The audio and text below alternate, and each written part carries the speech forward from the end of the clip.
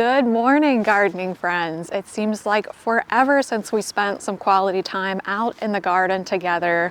Well, it has been the longest, wettest, coldest, snowiest season that I've ever experienced here in Pennsylvania.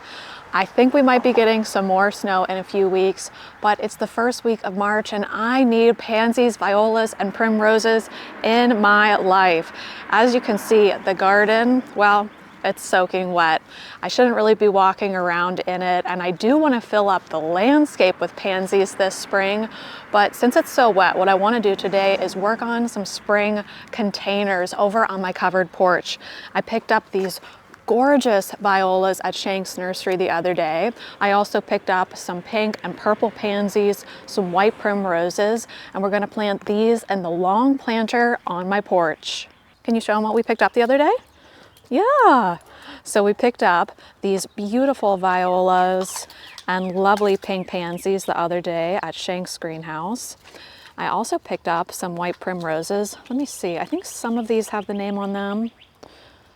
Deltini Rose Pink Viola. Aren't these the sweetest little faces that you've ever seen? And I thought they would pair nicely with these beautiful rose-colored and pink pansies. Let me see if I can turn over another head for you. You see it's been raining all night, so I just had these set out on the table. But I want to plant all of these in the long planter that's over on our side porch. So let's head over there now. So here we are in the front yard. I can give you an update on how the instant hedge is looking. It's doing so great. I pruned all the hydrangeas the other day. I also did these two planters yesterday, and I filled them with a mix of ornamentals and edibles. So I did lettuce, then I did the Razzle Dazzle pansies, two Alessandra hellebores. Aren't those gorgeous? Oh my gosh, they're just the faintest pink with green. I also cut some pussy willow branches from our trees and stuck those into the pots. But this container right here, which has been here since we moved in, is what I just want to jam pack with pansies, violas, and primroses. I'm hoping that these gentle pink and purple colors will pair nicely with the Alessandra hellebores. And if we have a little bit of open space, I may head back over to Shank's or Fisher's and pick up some more lettuce because I really love how the lettuce looks with the pansies.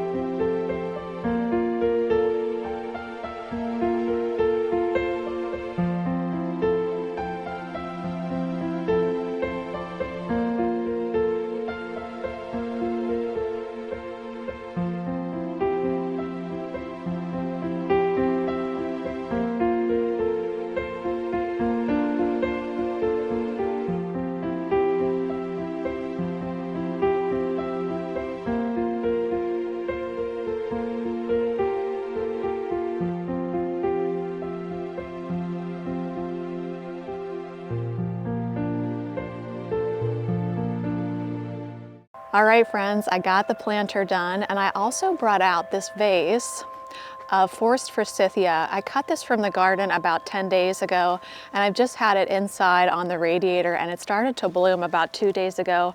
So I thought it would be nice to bring it out here to the porch. Can I get far enough away so you can see the whole porch? There you go.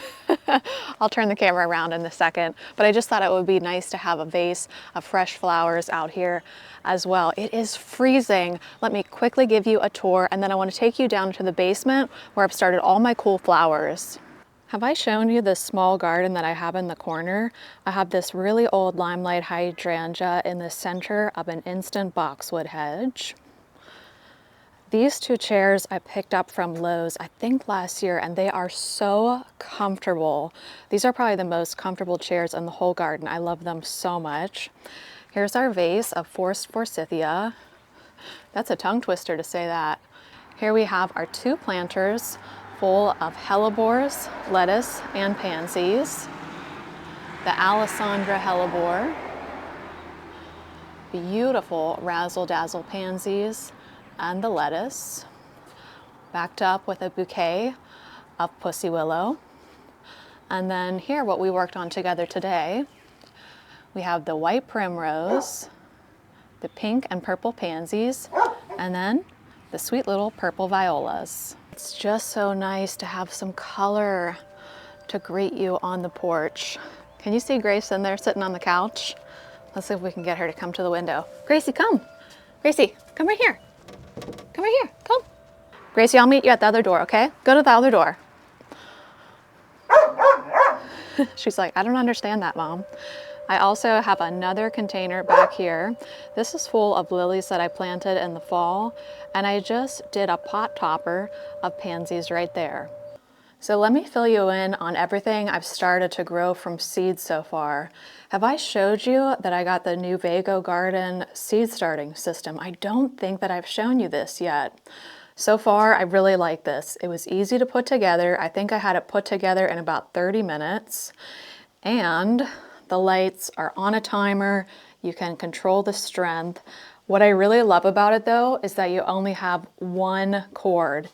Each light connects to one another, and then just one cord to run to an outlet, versus the way I've always done it. Shop lights and a rack, heat mats, lamps. Look at this. Those are all controlling this lighting system with the heat mats, and each light of course has its own cord.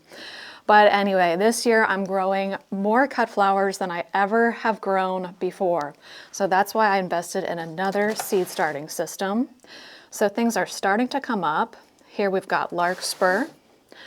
I've got two different flats of snapdragons, the same kind of snapdragon, the lavender snap. This one I did in Coast of Maine seed starting soil. And this one I did in Hoffman.